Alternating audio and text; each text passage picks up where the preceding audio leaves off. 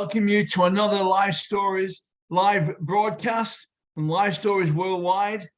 We bring you stories from all over the world on our broadcast, and people who've gone through all types of struggles in their lives, dealing with all sorts of things like pain, rejection, abuse, and how those lives have been transformed.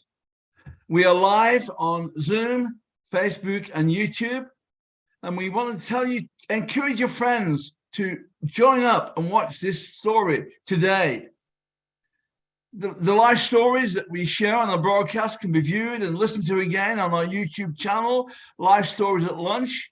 And if you subscribe to that channel, we encourage you to subscribe, but don't forget to click the button, then you will get notifications of our broadcasts. If you also prefer to listen to our broadcasts rather than watch them, when you're walking or jogging or like Bill working in the gym, you can go to Spotify, and there on Life Stories Worldwide Radio, you can listen to the stories again from Life Stories Worldwide.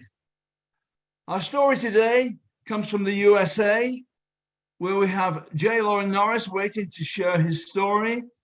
Loren, after serving 20 years in the US Air Force as a firefighter, he spent the next 20 years in advertising, sales, corporate marketing, communications, working in the media, serving political candidates. But he wants to encourage people to have a vision for life. That's what he's concerned about. People know what they're going for, where they're going in life. And so today it's a pleasure to introduce Loren Norris to share his story. Thank you, Loren. Thank you. Thank you, Alan, for the introduction. I appreciate it. One correction. I didn't quite make it 20 years in the Air Force. I did 5, and that was all I could stand. I couldn't stand no more, so I got out. But I did spend the next 25 years studying leadership and retail management. I've been in retail sales and all kinds of stuff. And currently, I'm a certified leadership coach with the John Maxwell team. But that's because of part of the journey that I went through to get to where I am today. As with anybody, I started off really young. I was born at a really early age. I was born in a small town in central Texas, a town of about 5,000. Most of those were cows. I grew up, though, after my parents divorced, and my stepdad, who was very physically and verbally abusive, was killed in a car accident when I was 9. I was raised as the only son of a single mom. We lived on potato soup and food stamps for a long period of time, and the words, the rich get richer and the poor go broke, were so drilled into my head that I didn't know that I was ever going to go after business of any sort in my life. I remember being a little kid and being drugged to church. I had a drug problem like Zig Ziglar and others. I was drugged to church on a regular basis. I didn't really get it, to be honest with you. It didn't make a whole lot of sense to me. I knew 2 things, though. I knew on Sunday when they had the Lord's Supper, they also almost always had a potluck lunch. And if I went for the Lord's Supper, even though I didn't have a clue what that was, I always got free lunch, and I like free lunch. I also knew, though, that there was a day that the preacher stood at the front and he said, if you need a best friend, somebody who will stick closer than a brother, you need to come up here and meet my friend Jesus. That was about 9 years old, and I ran to the front because I had no brothers and I had no friends. And I thought, if I can get a brother and a friend in one deal, I'm in. Well, it wasn't long after that I was molested by an older boy. That opened a door for me that I had no idea how to close. I had to look back 20 plus years later and say, Jesus, where were you when that happened? If I invited you in, and yet nothing. But I was 9 years old. My stepdad's on. My mom's doing everything she can to mom. My life is a train wreck. I got no sense of discipline or order. I was a hellion, for lack of a better term. By 13 years old, I had my own job, my own keys to the house, my own keys to the family car, and no curfew. I came and went as I pleased. I did what I wanted to, and it didn't matter what mom said. On more than one occasion, the city cops dropped me off in the driveway and told mom, hey, if you need some help disciplining this boy, we'll be glad to do it. By the time I got out of high school, I thought this high school sweetheart girlfriend of mine is going to be my dream life. Well, 1 year into my training at ITT, I called her and said, hey, I just want you to know I've got my final exams tomorrow. And after my test, I'm free for the day. I'm free to go. I got a whole 2 weeks for summer break. I'd love to come pick up after school and we'll go have lunch and hang out together. And she stopped me in the middle of the sentence and she said this question: who is this? And I said, after 2 years and 11 months together, you don't know the sound of my voice on the phone? Are you kidding me? And she said, oh, it's you. Yeah, we need to talk. And that was the end of the longest relationship I'd ever had. I was pretty close to suicidal at that point. My friends took my car keys away from me to make sure that I didn't do anything stupid. As a result, I ran 2.5 miles at a dead sprint until I literally collapsed on the asphalt. They had to physically pick me up and put me in the car. I failed my final exam the next day. I went from a 3.82 GPA in electronics engineering to a 1.69, so I quit school.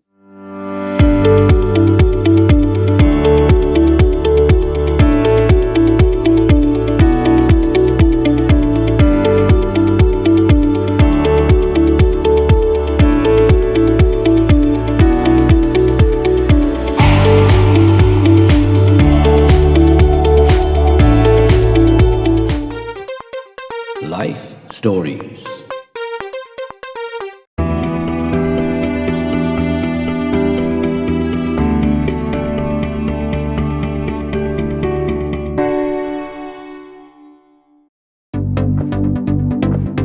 Life Stories Worldwide is brought to you every Monday night at 8 p.m. UK time. We broadcast live on Facebook, Zoom and YouTube. So why not join us every Monday night at 8 p.m. UK time. Did the next thing that made sense at the time, and that was to join the Air Force. So here I am, 19, going on 20 years old. I joined the Air Force, packed my bags, and while I'm waiting on my delayed entry, I fell in love again.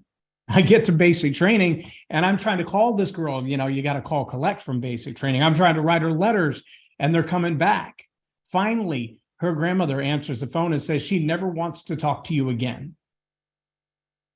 And here I am, heartbroken yet again. I felt like there was nobody in my life that was actually going to stand by me no matter what. And I was trying to write a letter to her, and it kept turning into a poem. About 5 times in a row, it turned into a poem, and I would wad them up and throw them in the trash and start over again. That day, I'd been made dorm chief of our basic training flight. Every guy in the room was screaming at each other, hollering at each other. The ones that weren't screaming and hollering, they were crying because they missed home and they didn't want to be where they were. And they wanted a way out and they wanted an escape. And even though I was their dorm chief now, I felt exactly the same way. And now that I can't even contact my girlfriend and I keep writing this poem instead of a letter, I was just getting mad. I finally get to the bottom of the page and I realized the last line of every one of those was exactly the same. I unwadded all the ones that I'd wadded up. I laid them all next to each other and I looked down and what I saw, every single last line said this: I need somebody in my life that no matter how bad it gets, they won't turn their back on me. And it was as if I saw this shadow standing against the wall, arms crossed, kind of that dad told you so look on his face. And Jesus said, I didn't turn my back on you. You turned your back on me. Well, sure enough, 21 partners, sexual partners, in a 12-year period of my life led to a 25-year sexual addiction to pornography. Just about destroyed me, just about destroyed everything I ever cared about. That addiction ruled my life. It ruled every decision that I made. And even when I called myself a Christian, I would find myself caught up in the nonsense of that addiction and the nonsense of that pornography. There was no way that I could just get through life normal. That addiction owned me. Now, I can tell you something I learned about addiction along the way. When you have an addiction, I don't care if it's your job, I don't care if it's your money, I don't care if it's your alcohol, your tobacco, your digital devices, I don't care what it is. When you have an addiction, you don't have an addiction has you. There is a master and there is a slave. and you are not the master of your addiction. Now, when the addiction says go and do, you do, because you don't have a choice. If you've ever struggled with an addiction, you know that I'm telling you the truth. It was like if the addiction said, jump off the plank, jump off the building, you just jump. You don't ask any questions. And even when you think you've got it under control, that addiction will just kick that ball and chain off the plank. And even if you don't jump, you're going with it. Answer this. If addiction isn't the master, how do you explain a man who has an addiction to alcohol, who will drink his entire case of beer during the football game, jump in the car, strap his toddler in the back seat, drive to the liquor store and buy more alcohol, knowing that he's already too intoxicated to drive and he's just put his baby in harm's way? That's the same kind of foolishness I lived in as an addict. Well, I managed somehow to get out of the Air Force. There were 3 books that led me through this journey that while I was on active duty. 3 books that I read. I don't know how I even got turned on to them. One of them was Bringing Up Boys by James Dobson. Another was Wild at Heart by John Eldredge. And the last one was called Becoming a Person of Influence by John Maxwell. Those 3 books completely changed my life. The first one, Bringing Up Boys by James Dobson, helped me to realize that as much as I loved my mother and as awesome as she was at raising me and putting up with everything, literally working 24-hour shifts, sometimes 3, 4, 5 days in a row, she wouldn't even come home from work. She would just stay at work for a week. Everything that she did for me, you know what a good mom can't do? A good mom can't dad. And she didn't. And I don't think she even realized it. But when I read Bringing Up Boys by James Dobson, I realized how many single mothers are out there struggling to fill the role of a father in the mind and the heart of a young man. And it simply can't be done. As men, we have an obligation to step into that role, even if they're biologically not ours. Remember, too, Joseph, he raised somebody else's baby boy. But we have an obligation as men to stand in that role in our societies. And when we don't, the result is obvious. Wild at Heart by John Eldredge helped me to realize there's a man inside of every little boy. And even though I didn't get to experience many of the things that a father would have taught me, I eventually learned some of those lessons the hard way. But Wild at Heart really centered me on what it means to be a boy and what it means to be a man. And I suffered. I suffered with an identity crisis for the majority of my life until I read that book and it began to re-anchor the boy in me that wanted to grow up and be a man. Life Stories.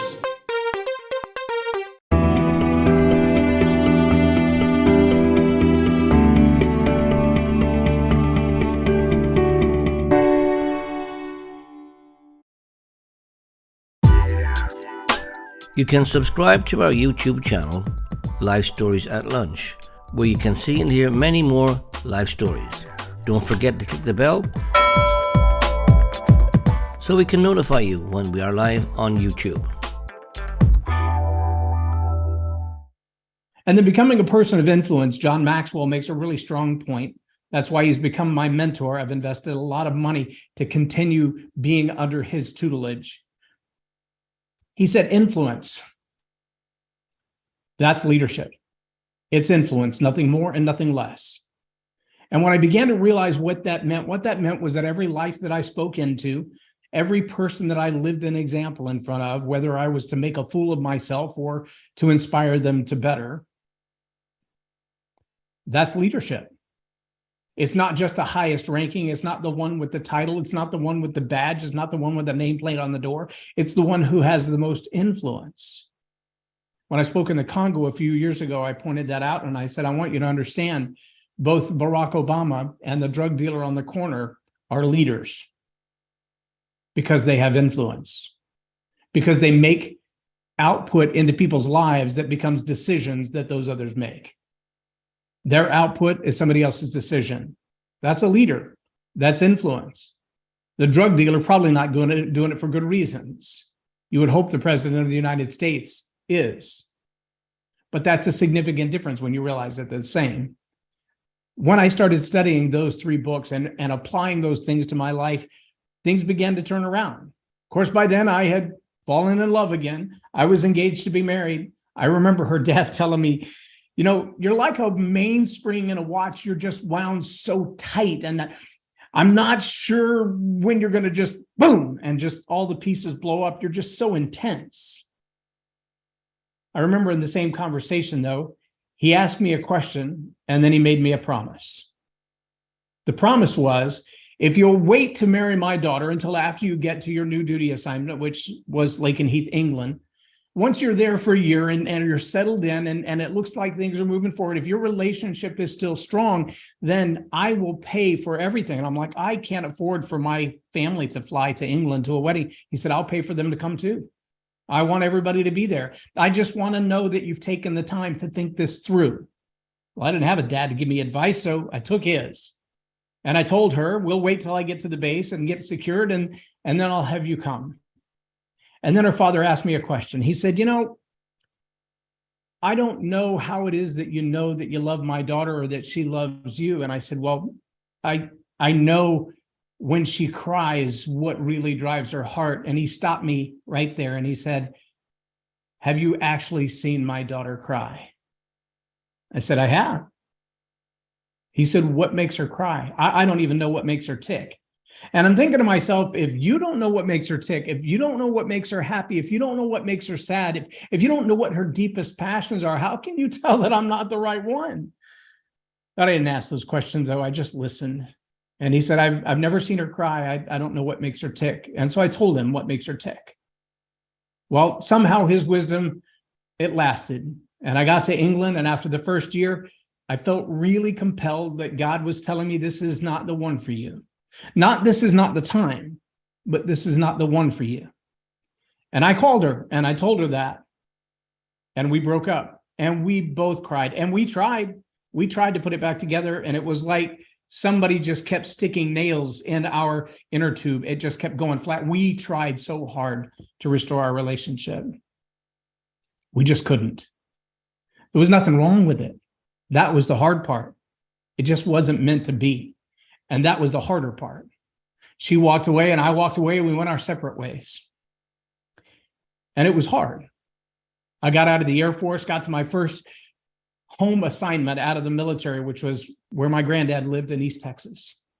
I took a job as a youth pastor. That was a mess. I was still addicted and I was living out the addiction, not what I was called to. After the 21st sexual encounter with someone I wasn't married to, I cried my eyes out. I remember going back to my roommate's apartment and I wrote on the back of a note, how many times can the runner run in the race and fall down before it's just over? And here was the picture in my mind. I was standing at a friend's house in Mildenhall, England, when we were watching the 92 Olympics and those runners going around the track, and the fastest runner, he had easily a curve and a straightaway on everybody. But as he came into turn 3, he came up gimp in his left hamstring. He drug himself to turn 4, and just at the beginning of the straightaway, he collapsed on the track.